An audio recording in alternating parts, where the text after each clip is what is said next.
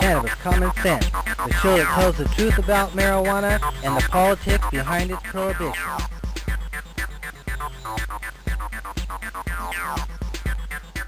Welcome to another exciting edition of Cannabis Common Sense. We have a great show for you tonight.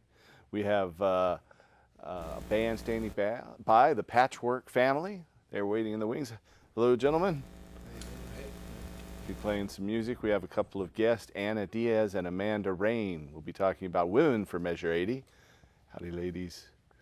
And we'll be taking your calls shortly. But first, we'll bring on our dancing Cannabis Leaves. Here they are. Won't be long.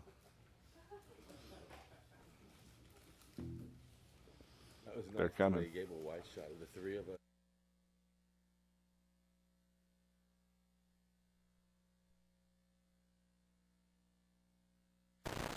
I feel the force.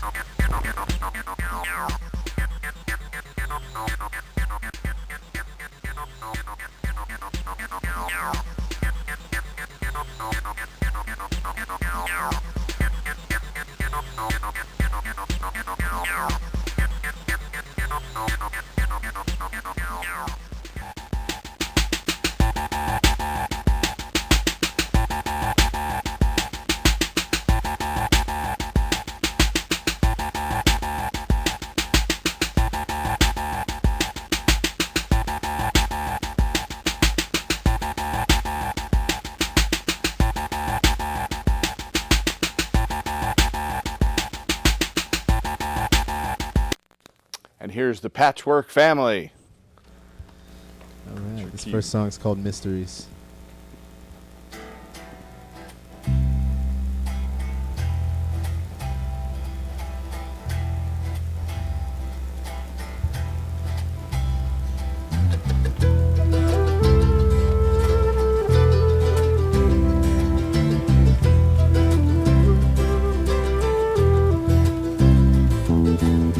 I wish I could find all the answers to the mysteries of life. Likewise, in world round, where did we come from? So many theories, which one is right?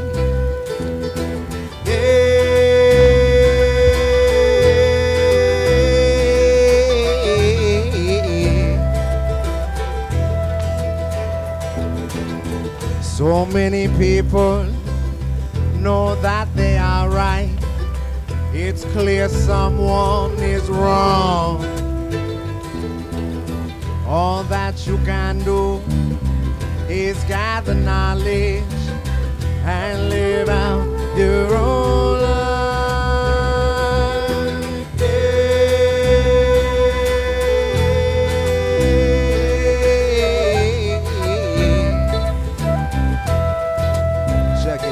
See, I'm so sick and tired of all our government's lies. Don't believe the politicians, come on man, open your eyes. Revolution is now, see it's our time to fight. Like our fathers before, they try to take all our rights. But it's no longer about race, religion, concepts, and creed.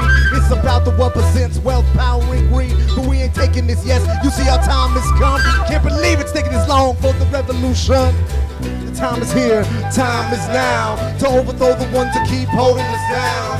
The time is here, time to be free. So stand up for your rights, forget the powers that be. The time is here, time is now, to overthrow the ones that just keep holding us down.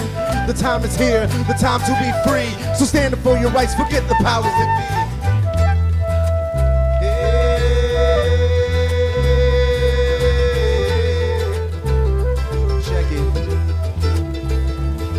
On the verge of revolt, we almost went off in 07. Took him with a new shade of puppet like he was sent down from heaven. And the masses sat back, took what he said for the truth. Now Bilderberg counts cash where they're laughing at you. So tell me, where do you stand? Together or alone? Shall you stand out of your power to kick you out of your homes? Or will you stand up for truth, your beliefs and your rights? Together as one people, it's our time to unite. The time is here, time is now, to overthrow the ones that just keep holding us down. The time is here, the time to be free. So stand up for your rights, forget the powers that be. The time is here, the time is now, to overthrow the ones that just keep holding us down. The time is here, our time to be free. So stand up for your rights, forget the powers that be.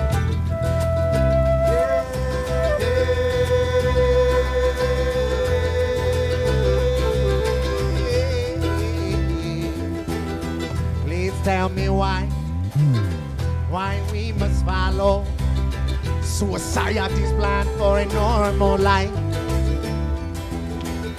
I cannot understand, nor will I give in. My true self, I most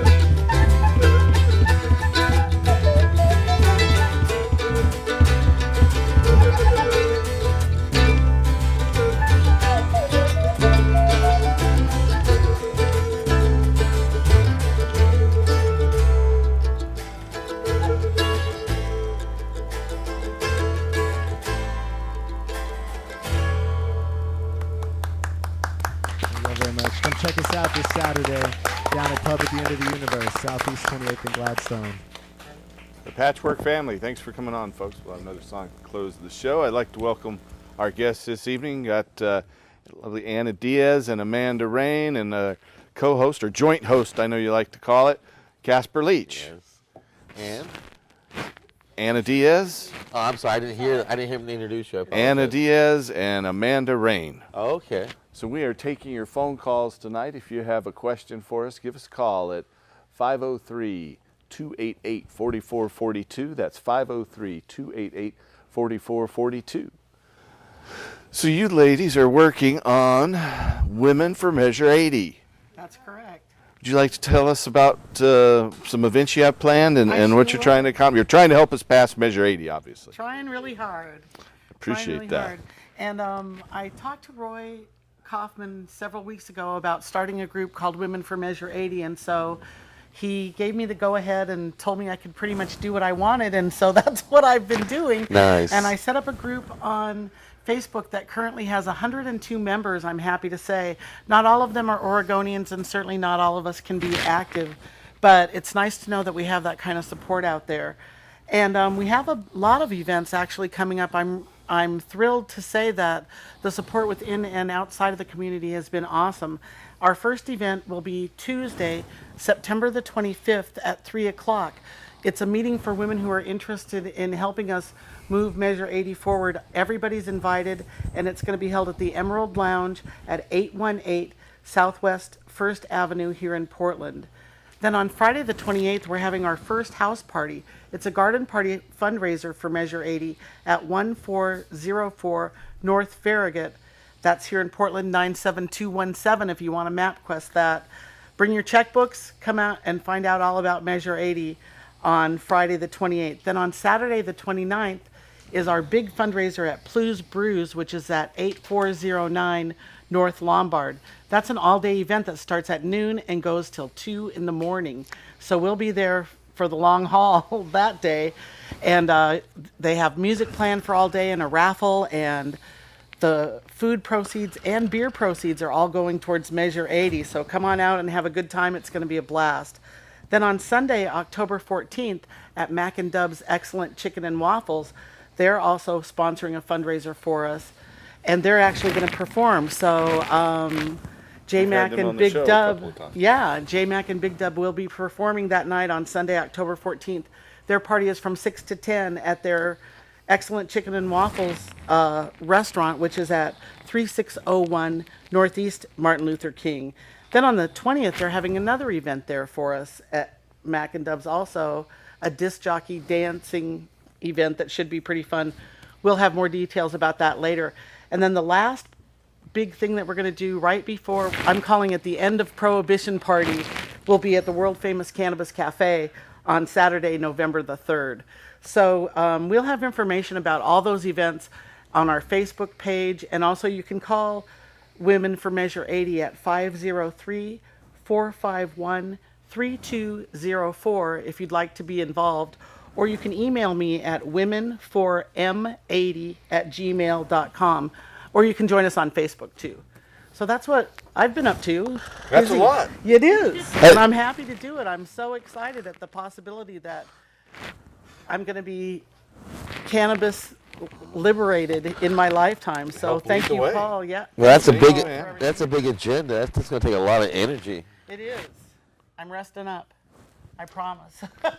So Amanda, you've been helping in the office with a lot of different things, but you initially were working in the movement down in California, including on Prop 19. Yes, I was working on Prop 19, and one of the things that I wanted to talk about tonight was how when we're reaching out to women, especially women who aren't necessarily supporters of cannabis, I just wanted to talk a little bit about the messaging, because I think that that's really critical when we're reaching out to this demographic that is going to be critical in getting a yes vote come November.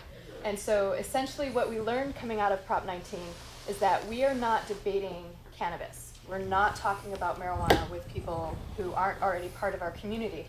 What we're talking about is policy. We're talking about how it is going to benefit the children to take it out of an unregulated market where we basically left it outside of anyone's control and bring it into control through regulation. And so that is really the key argument and the key point we need to be making to moms and to women out there in Oregon. And so if we're going to bring in a yes vote in November, they are our critical target audience. And so I just wanted to share that as we're working to build the Women for Measure 80 group and the movement, that is a key piece. Yeah, well, they need to understand that we have strict penalties in our proposal for providing marijuana to minors or to selling it without a license. Our initiative will allow people to cultivate their own, but in a non-commercial way. So, definitely. Along with not allowing it in public. So we're not going to be allowed to smoke cannabis in public, which is important for the public safety considerations of people who aren't necessarily going to like marijuana. And it's not for everyone, but it's definitely for a lot of people, and no one should go to jail for it. yeah, the laws are much more harmful than the substance, we believe. So if you have a call or a question out there tonight, you can call us at 503-288-4442. That's 503-288-4442. We are streaming on Ustream.tv, and we have a question from Rhode Island. The question is, what's going to happen with the federal government? Are they going to try to stop this the way they've tried to stop medical marijuana? Well, we have anticipated that the federal government will come in to enjoin this law, and we wrote our initiative in an attempt to be upheld in an inevitable federal court challenge it'll face after passage. We've done that by setting up 7 findings by the sovereign, the ruler, which is the people, in our initiative. So when the people of Oregon vote on this, these findings based on historical, scientific, legal, and constitutional issues will be considered by the court. We believe it will be upheld. We also implemented a system of controls that are mandated by international treaty regulations. So we took the treaty framework and imposed it in our law, plus these findings of the people. So that's what we're trying to do. Yeah, also with that, the states are really the essential piece to move the issue forward. Just like with alcohol prohibition, it was the states who ended it first, and then the federal government came along years later after Right. the first Yeah, state Oregon did it. passed an alcohol repeal to legalize alcohol in 1932, but it wasn't until 1933 that the federal government moved forward with that, and the other states passed Yeah. the repeal of the Volstead Act that criminalized alcohol.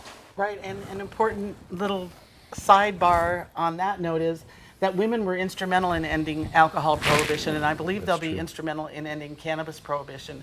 I think that more and more as women realize that our public safety is dependent upon us ending cannabis prohibition, that more and more we're going to start coming out and we're going to start speaking up about this. And I would encourage every woman who's watching the show to do just that and come and join us at Women for Measure 80. You'll find a sisterhood there that you may not have had in the past. Even if you're not a cannabis consumer, certainly you can understand where we're coming from, and that our goal is to protect our children and our families. That's true, and we've written this to do that. In fact, another thing our initiative does is it will fund new studies into tests so people be able to see if people are impaired. The police, when they stop someone, will be able to find out if a person's impaired. You know, when they first passed alcohol prohibition, there weren't breathalyzer tests. We have them now. So we would help fund the development of tests like that for cannabis.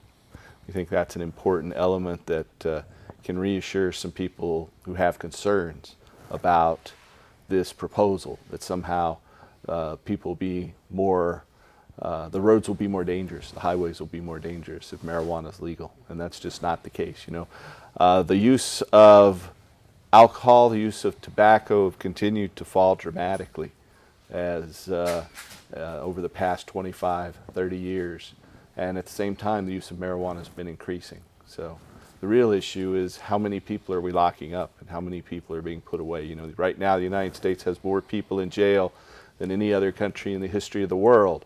They call it the land of the free. Well, that's obviously a contradiction right there. So our law will begin to redress that. So we urge you out there to register and vote yes on Measure 80. It's very important, if you haven't received a ballot in the mail in the last year or two, that you need to re-register. And you can go on the internet to re-register at OregonVotes.org. That's OregonVotes.org. And re-register. If you've moved, you're not currently registered, you need to re-register at your new location. If you haven't voted recently, you'll need to re-register to be certain that you do get an opportunity to participate in this election. And the deadline for that is October 16th, right? Exactly, October 16th. You have to register to vote by October 16th, and then the ballots go out in the mail to Oregon residents on the following Friday, October 19th. Do you have a question, Casper? Well, I think it's amazing that these women are willing to come forward publicly and get involved in trying to end the prohibition. Oftentimes, women are left with the burden of having to raise the children, and by doing so, you have to sometimes distance yourself from political activities so that you're not putting you into peril that might separate you and put your children into a foster home or into a setting that is not going to be healthy for them.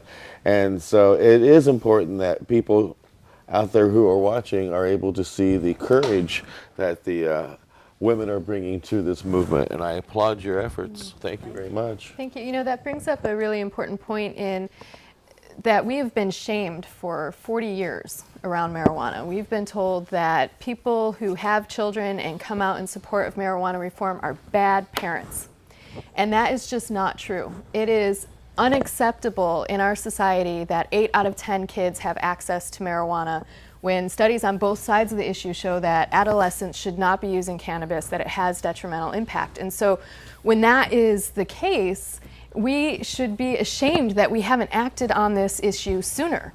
And so, you know, we really have to turn that back and really create a space within parents and within society for us to be able to come out on this issue and feel proud and that it's just that we come out in support of cannabis law reform. Mm-hmm. And my parents both told me that had they been able to smoke marijuana when they were raising me and my sister, they probably would have enjoyed being parents a whole lot more. Just saying. You know, we have a film clip. We're happy to say we've received a lot of endorsements over the past few weeks. We've received the endorsement of the Oregon co-chair of the House Ways and Means Committee, Peter Buckley, a Democrat from down in Ashland. The House Ways and Means Committee is the body that allocates funding in the legislature and decides how to spend our tax money. So this is a very important committee. We've also been endorsed by City Councilman Randy Leonard and by former Oregon Secretary of State Bill Bradbury. And we're happy to say that in a debate over the past week conducted by the Portland Mercury magazine, both candidates for mayor here in Portland have endorsed Measure 80. And here's a little video clip of the exchange where they voiced their support to and encourage people to vote yes on Measure 80. We'll roll that right now. I'll ask one last audience question, and then it'll be the last question we're going to go with. And I'm going to add a little bit to it. somebody's asking about Measure 80, which is the marijuana legalization measure. It has nothing to do with city politics, except Randy Leonard has come out in favor of this measure. So I want to ask the two of you if you also endorse this, and I'll ask you something I asked Randy. Do you also smoke marijuana, or and have you?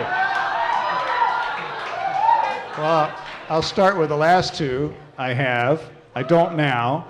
And I support Measure 80, but I think it has some flaws in it that need to get cleaned up by the legislature. But I think we've rounded the corner in this state. It's not a controlled substance anymore. Let's get real about this. We got the same answer. Yes, not anymore. Yes, there's some problems with it. Okay.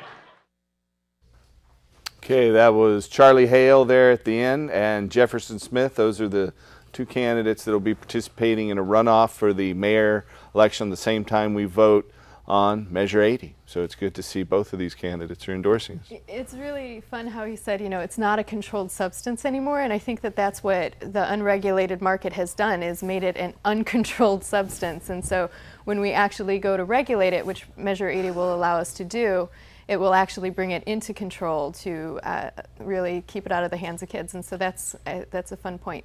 And the Mexican cartel does not want to see Measure 80 pass.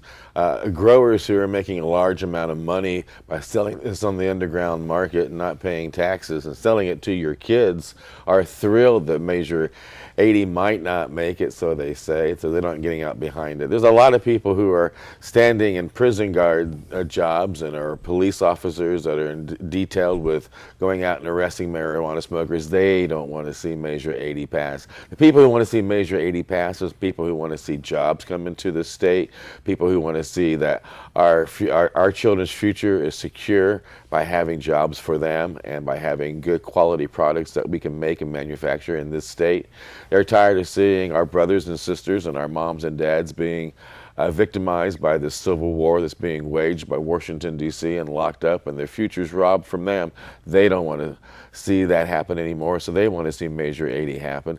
And the people who are interested in making sure that the schools stay open and that we have roads that are safe and that we can drive on and that all of our libraries stay open, they want to see Measure 80 happen because they understand that to keep a plant outlawed is not only silly, it's detrimental to our society and to the future of our next generation.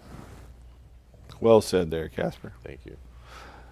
So we are taking your phone calls tonight. If you have a question or comment for us tonight, give us a call at 503-288-4442. And we had a debate today at the Portland City Club with Clatsop County District Attorney Josh Markey. How'd that go? It went all right. It's the first time I've participated in a public debate. Did they have any good points? Did they make you go, well, there were a couple I should have been a little bit better prepared for, but I will be the next time. Well, like what? Well, one of the things they asked that I wasn't quite ready for, but I had been previously, how I was like a deer in the headlights on this one question, was there are no limits on the amount a person can cultivate under Measure 80. And the reason being that, not that many people know how to cultivate cannabis. I've seen growers that can only produce 2 or 3 grams off a plant, and then others produce pounds off a plant. But, there aren't people out there who grow their own tobacco. I've never met anyone who has. I understand some people do. But some people produce their own beer. They usually don't produce enough to supply themselves. They have to go out on the market to supplement that. Some people make their own wine. They usually have to produce more. So we didn't impose a hard limit, but our Measure 80 is amendable by the state legislature. So if there is a problem, the legislature can address that. But I really don't believe there will be a problem with that. It's clearly written that it's for non-commercial personal cultivation, and if you want to cultivate cannabis commercially, you have to get a license. And if you're selling it without a license to cultivate, process, or retail it, then you're violating some strict laws, some felonies with jail time. So, well, and then there's you mentioned growing your own tobacco, and they do that in Kentucky. Hi, people in Kentucky, we love you. And in Kentucky, didn't they just finally get the Gatewood thing finally up and going really enthusiastically? They reintroduced the medical marijuana bill in the Kentucky legislature. It's true. So we're happy with that. In fact, In addition to Oregon's Measure 80, we see votes for legalization, much like Oregon's in Washington State on I-502, and over in Colorado with their Amendment 64. There are also going to be votes for medical marijuana in Arkansas and Massachusetts. And in the state of Michigan, several municipalities will vote whether their city should stop enforcing marijuana laws. Well, Paul, it's almost as if the Justice Department is waging a civil war against one half of the states of the United States and against nearly 2/3 of the population that live within the confines of our border.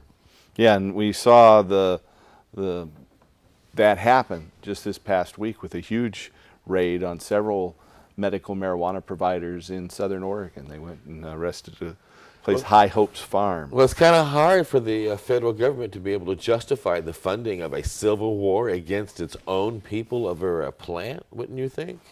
I certainly think so. I know they spend the total combined resources are $9 billion, I believe, on marijuana prohibition. And if you go to the federal prisons with almost 200,000 people incarcerated, 1 out of 6 of those are there for a marijuana crime. And the laws are very strict.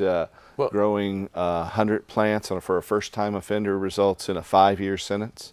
Second-time offender, that would be a 10-year sentence. And if it was a third-time offender, they would face life without the possibility of parole. Well, and outlawing this plant's a lot like outlawing grape or corn. Those plants make a variety of products that we manufacture and produce jobs out of and all of. The point being, you can make whiskey out of corn, and you can make wine out of grapes. You can make fuel out of the corn as well. So I just think maybe we should start arresting all politicians who eat grapes, drink wine, and have corn. I don't think that's the solution. I think we need it's our way of fighting back. Expand natural individual rights. And we need to lower the prison population, take that money and put it into education and other social programs. If you started locking up all the bad politicians, I don't know if we'd have enough room at all in our jails. There wouldn't be very many politicians left. Well, no. Just saying.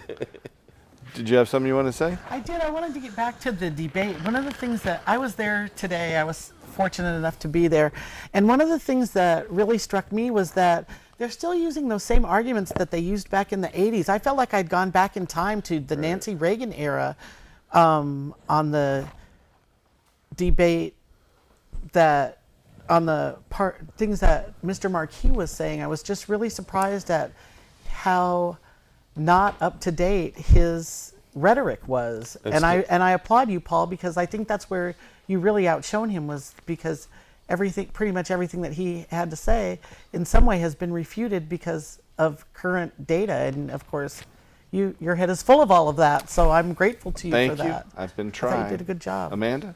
Yeah, I just want to say that that's a big piece of that shame piece that I was talking about earlier, is that they don't, like, one of the main arguments is, why should we have yet another intoxicant legal in society? We have enough problems with the ones that we have now.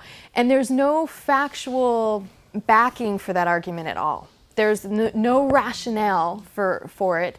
And they just speak that, and the people who don't like marijuana say, yes, I agree with that. Why do we want another intoxicant out there? And this is the result of decades and decades, generations and generations of shame that has been put on cannabis users and consumers over the years. And so and what happens with shame, I've been actually learning more and more about this from a woman named Brene Brown who researches shame. And when we get triggered by shame, it triggers the primal part of our brain that goes into fight, flight, freeze. And so we're not actually connected to the frontal cortex that has the rational ability to reason. And so once that's triggered, we're not thinking anymore. And so we hear that and we're like, oh yes, why do we want that? Marijuana is bad. I'm a bad parent if I support it, and so we shouldn't pass it. And so that is what we're coming out from underneath with the drug war, which is why we're 40 years into the drug war and 70 plus years into the cannabis war, and we're still fighting and arguing the same points. You know, a victim of the drug war who never sold marijuana, but who sold seeds from Vancouver, Canada, is Mark Emery. The federal government went up to Canada and prosecuted him and put him in jail for 5 years. He took a plea bargain offer so that his other employees wouldn't be extradited to the United States. But his wife has been coming to visit him quite frequently. He's in a private prison down in the southern United States. And we have an interview that was conducted with Jody Emery, Mark Emery's wife, that we're going to roll right now. We'll be back in just a moment. Hi, I'm Jorge Cervantes, and you're watching Cannabis Common Sense. I'm here with Jody Emery. Jody is the wife of Mark Emery, who started a magazine in business selling seeds in Canada. And you want to tell our audience what happened? Well, yes, Mark decided to start selling marijuana seeds to people all over the world to help heal their sickness, to help give them relaxation. And he promised that all the money spent on seeds would go towards legalization efforts. So in the 10 years plus that he was in business, he gave over $4 million to ballot initiatives, including in Colorado and Washington, D.C. He funded marijuana parties, political campaigns, court cases for patients, all sorts of stuff. Mark funded it, and the Drug Enforcement Administration decided to shut him up and shut him down. He's a Canadian citizen who never left Canada, but they indicted him in the U.S. and had him extradited here. He was facing life in prison, but he took a 5-year plea deal, and he currently has under 2 years to go. But his motto was to plant the seeds of freedom and overgrow the government. And we know that the American people who received those seeds and sent him that money helped plant the seeds of freedom to overgrow the government. We had him on our TV show for 4 episodes. We went to Vancouver back in '98. So we still have those on our video archive. And we worked with him on Hot TV too with our Cannabis Common Sense show. Plenty of working together and a lot of seeds sown in this movement. So I thank you, of course, for your efforts as well. It's been extensive. This is one of the big guys that doesn't have the big name a lot of people know, but I know that you've done so much for our movement. And you know, now we have Measure 80 in Oregon, which would completely legalize marijuana and allow people to grow their own, license the sales, and farmers could grow it for sale, and legalize industrial hemp. And this is historical.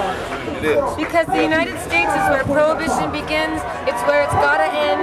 So every state working for medical marijuana, decriminalization, or legalization is helping send a message around the world that gives hope to people suffering this drug war every single day. And so your efforts, we've got to support every initiative. So get out there and vote in any state that you're in for any progress that there is available, because we've got to get there in our lifetimes, or at least in the life of people in the future. All right, well, thank you very much. Yes, and vote yes on Measure 80. Thank you. So that was Jody Emery, the wife of Mark Emery. And at the Seattle Hemp Fest, you can hear a little bit of background noise there where we were right behind the stage. So one thing about that, I remember being on a panel with her for the Legalize It movie, which we're actually going to have coming to Portland. That's right. We have the Legalize It film coming, which documents the Prop 19 campaign. And you're a key player in that. I am. Yeah. And so we're going to be at the Hawthorne Theater in the Lounge on Thursday, October 4th. Mm-hmm. And there'll be a free showing of the film there, and I highly recommend anyone who's interested in the policy debate that's happening here to attend that. And we'll also be going to other various locations, and so more information on that will be coming very soon. But sitting on the panel with Jody Emery, it just really drives home how it's really critical that all of us really unite, and that we continue to work together until the prisoners who are in for marijuana, the people who are in jail, that we really create the freedom around marijuana, because there is no reason that anyone should do any time for marijuana. And that kind of solidarity is critical within our movement if we are going to win. One of the favorite quotes that I have is that if to be divided is to be conquered, then to be separated is suicide. And so it's really important for us to come together, and I think that Jody Emery fighting on behalf of Mark Emery is exactly why. Yeah, that's a very good illustration of the dangers of the drug war. He's one of those 1 out of 6 people that are locked up in the federal prisons for marijuana. Our initiative will send a strong message to the federal government, and it's made to be upheld in federal court and bring down the whole edifice of marijuana prohibition and replace it with sensible regulations to protect the public, enhance public safety, and keep marijuana out of the hands of kids. And so that's what we are trying to do, and that's why we urge you to vote yes on Measure 80. You can go to our website to find more at vote80.org. The website right there on your screen, vote80.org. If you want to get involved, find out more about our fundraisers, the showing of this movie, Legalize It, you can call our office at 503-235-4606. It's 503-235-4606, and get more information, or you can volunteer. We have some lawn signs. I've got just happened to have one here. If you'd like to get one of these lawn signs for Measure 80, no marijuana leaves, so you don't have to be afraid that you're going to be a little bit too loud in your neighborhood. But there they are. You can come to our office at 2716 Northeast Sandy Boulevard, or you can call us at 503-235-4606 to get a lawn sign. We just got some new bumper stickers in as well. We've got some t-shirts. We've got those because people want them, but what we need most are donations. We haven't been able to really buy media. This is a free cable access show. We play it as widely as we can, but we really need to raise money to fund this campaign. And I know some of you viewers have donated. Thank you very much, but most of you haven't. If you can go to our website at vote80.org or come to our office there at 2712 Northeast Sandy Boulevard, or mail a donation in. That's what we need to do. We really need money to advertise and get the word out. A lot of people don't even know that this thing's on the ballot. A recent poll by Survey USA said that we were pretty evenly split at roughly 40% for it, 40% against it, and 20% undecided. So that's a huge number of undecideds. If we can get a majority of those, we have a shot to win. We've got a real shot here to end marijuana prohibition and restore hemp for fuel, fiber, and food. And that will, I believe, create more jobs than the marijuana industry does. But together, we're talking about tens of thousands of new jobs, thousands of new companies, several new industries, just by voting yes on Measure 80. Anna, what's the website for Women for Measure 80 again, or your email address? Actually, we have a Facebook group which you can join just by going to Facebook and search for Women for Measure 80, or you can contact me via email at women4m80@gmail.com, which is women4m80@gmail.com, or you can leave me a message at 503-451-3204. And that's for all. You don't have to be a woman to support Women for Measure 80 either. We have plenty of men in our group that are supporting and helping us lead the way to end cannabis prohibition in November. So if you're looking for women, find her on Facebook. That's right. Is that right? Yes. And Amanda, you're helping staff our office Yes. a lot, so you come in there and get involved that way as well. We have another film clip we're going to roll right now. This is some people who were at our Hempstock Festival back weekend before last. So we're going to roll that. We'll be back in just a moment. It's very important for us to find out why it is the people in Oregon want to make Measure 80 a reality, and we are talking to somebody here who's been working to make that a happening here in the state. And it's very interesting. Why is it that you think Measure 80 needs to be voted into law? And let them know who you are, too. Hi, my name is Max Bortnick. I'm known as Marijuana Max, Puff Puff Pass. And the reason I support Measure 80 is because we need to make a step. You can't go from point A to point Z just like that. You're not going to be able to get it legalized unless we take an incremental step. And though the measure isn't perfect, nothing ever is, it's a big start. And some people also consider that this might be a problem for children getting easier access to the recreational use of this. Do you feel that that's a truism, or that might be a falsism? I feel like if you are a parent and you're honest with your children, which I tend to be honest with my kids about which drugs to use and which ones are more, safe. And I feel like cannabis is safer than any being out there. So I would look at it like alcohol or bleach or anything else that's out there, that you just teach your children that, you know, what's right and what's wrong and what to do and when to do it and when not. And, yeah. Of course, I support Measure 80. I think that's the exact number. And, you know, because there's a lot of discussion about the medical marijuana aspects of it, as well as wanting it to be legal for recreational uses, and all of that's being discussed. But I think one of the important things to factor into it, that makes this measure more important than it appears in some ways, is the whole industrial hemp aspect of it. Hey, I'm Donnie Wertschafter, and you're watching Cannabis Common Sense. Stay tuned. Thank you, sir.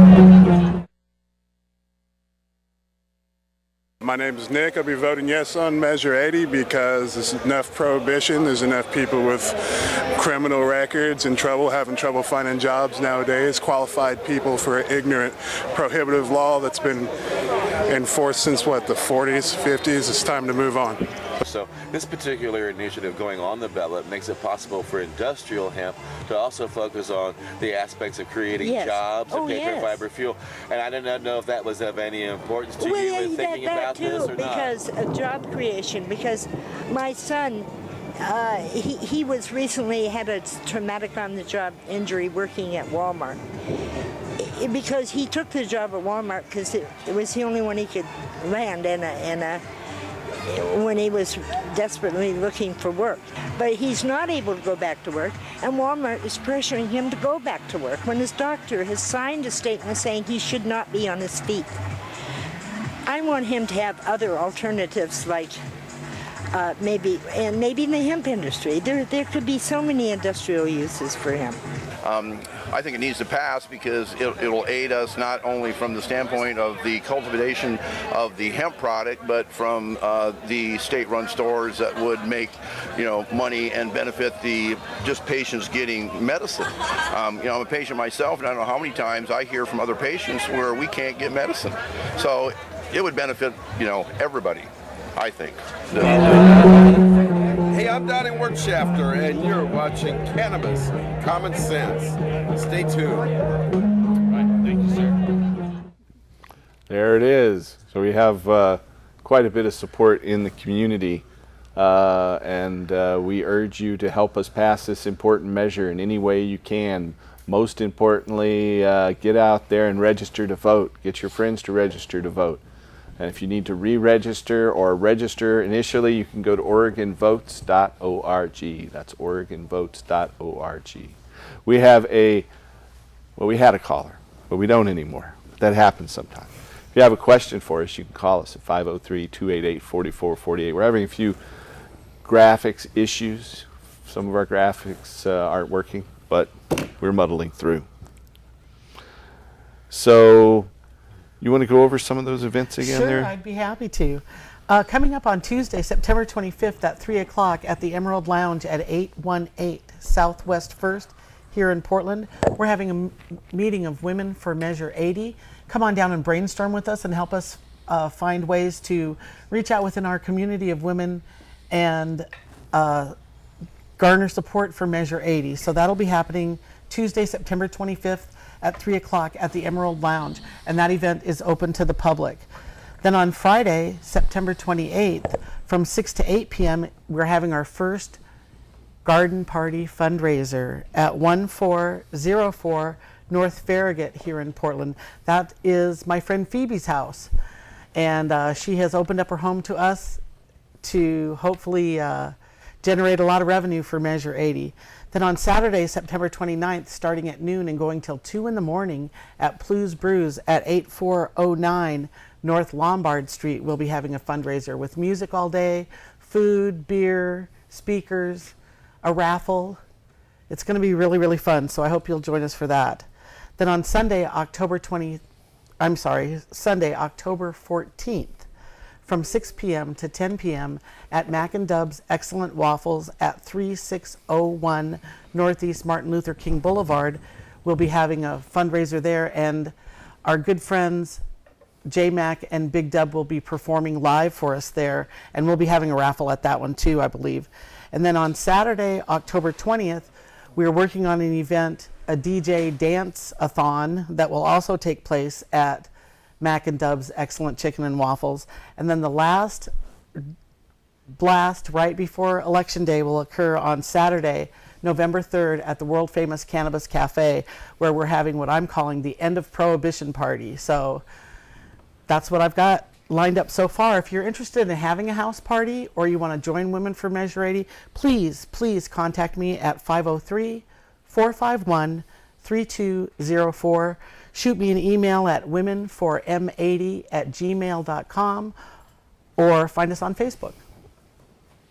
So again, we had a debate today with Clatsop County. I had a debate with Clatsop County District Attorney Josh Markey. You can go to the Portland City Club's website to see that. I think it's pdxcityclub.org. It will be airing on CityNet and on their website, so you can find out more. Plus, next week, Friday at lunch, we'll have another debate with Josh Markey at the Salem City Club down in the city of Salem, of course. So we'll be, I believe it's at Willamette Hall, and the tickets there are, I think, $15 for lunch or $5 just for general admission. So if you're down in Salem, you can come to the Salem City Club to see that. At the debate, was there any questions that made the other guy go? Oh, yeah. Well, what did you think, Amanda? You can answer that real well, I think.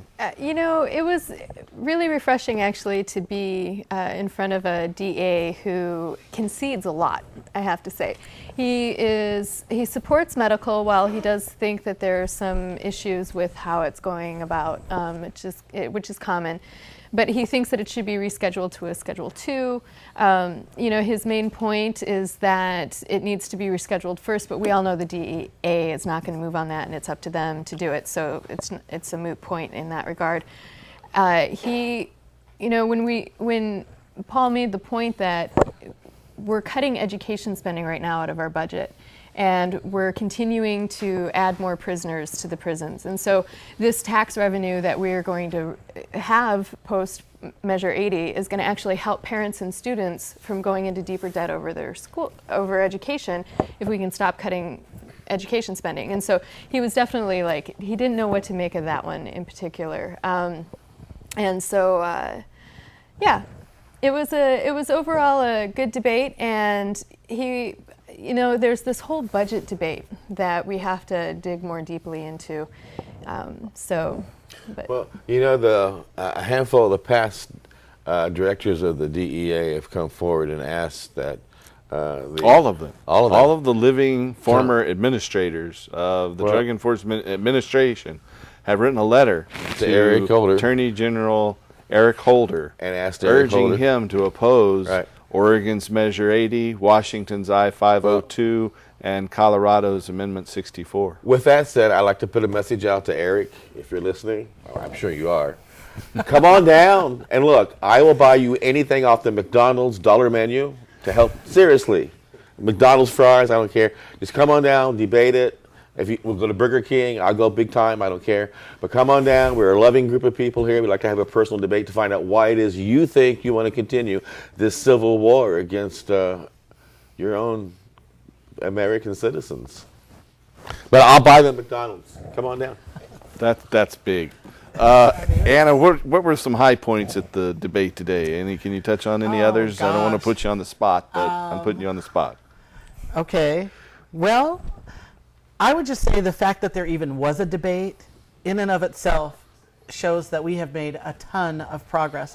I've been involved in this movement since 2001 here in Oregon, and I continue to be, and more and more every day I see us, maybe they're just little teeny steps forward, but I see us making steps forward, and that's what makes me really excited about Measure 80, is because I think that really we have a viable chance for this to pass. And I think that opportunities like the debate at the Portland City Club, where we get the opportunity to speak the truth because the truth is on our side, we can't lose. We can't lose those debates because we do have the truth on our side. And I think that as long as you continue to speak the truth at every opportunity, like you have been doing for the last 20 years, sooner or later, the truth is going to win out. Yeah. And I'm just hoping it's in November. Well, that's the other aspect. I can't figure out why it's taken 20 years for people to wake up and go, what?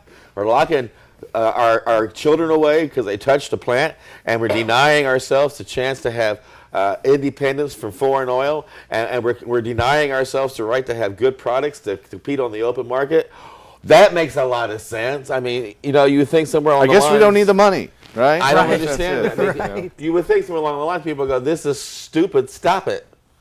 Yep. Just saying. Well, I think they are. I think that's what's happening. I think people are realizing that not only is it stupid, but it's also really cost prohibitive. Our economy is shot here in Oregon. Our schools are closing. Kids are getting, their classrooms are 35, 40 kids to a classroom. 200 teachers got laid off in Beaverton.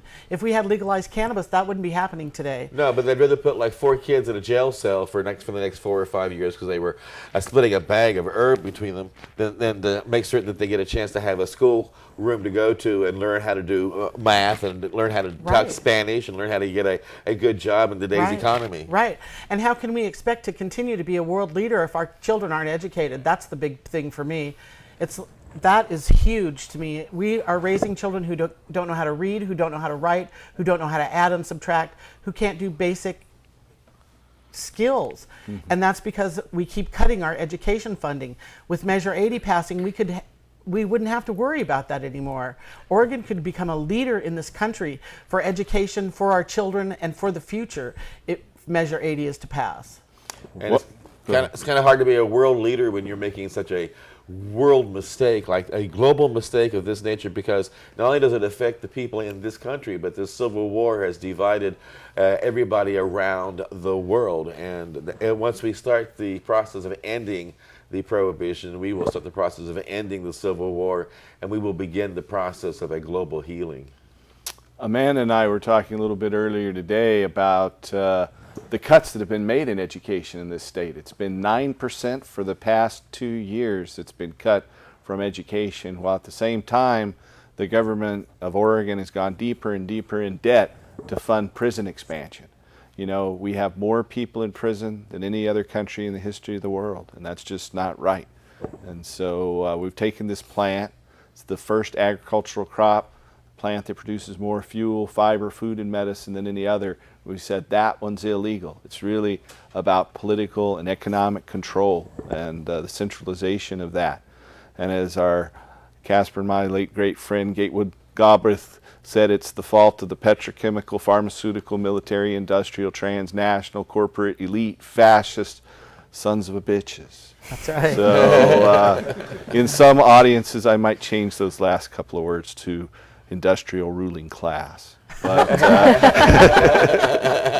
anyway, it's really about money and power and the future of freedom. I really believe that marijuana is a bellwether issue for the future of freedom, that if we don't expand natural individual rights, and marijuana being the bellwether that signals the freedom of consciousness and the right to think the thoughts that we want to think and pursue happiness the way we want to, with the expansion of technologies in genetic sciences, artificial intelligence, and nanotechnology, that soon the technology will completely overwhelm us if we don't expand our own rights.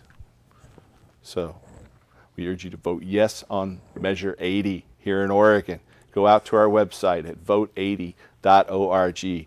We're coming down to the last few minutes. You want to put a plug in for that Facebook site one more time, Anna? Yes. You can call me at 503-451-3204 or email me at womenform80@gmail.com, or you can find us on Facebook just by searching for Women for Measure 80.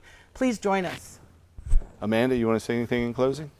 Definitely get involved, get active. It's going to take everyone working on this issue together to get it to pass come November. So vote yes, tell your friends to vote yes, register to vote by October 16th, and spread the word, get involved. I know, Casper, you host a 5-day-a-week radio show. Let's put a plug out there for Monday Time through for Hemp. Friday, Monday through Friday, 1 to 2 p.m. Eastern Standard, which is 10 to 11 Pacific Standard.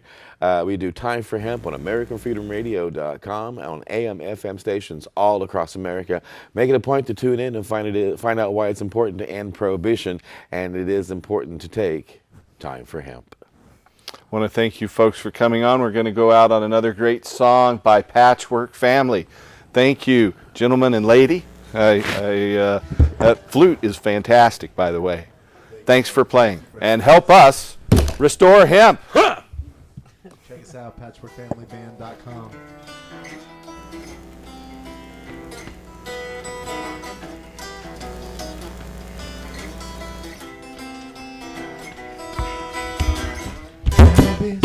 Ganja, marijuana, educate to medicate, recreation, no medicine can do no thing quite like this. So please Give me my cannabis.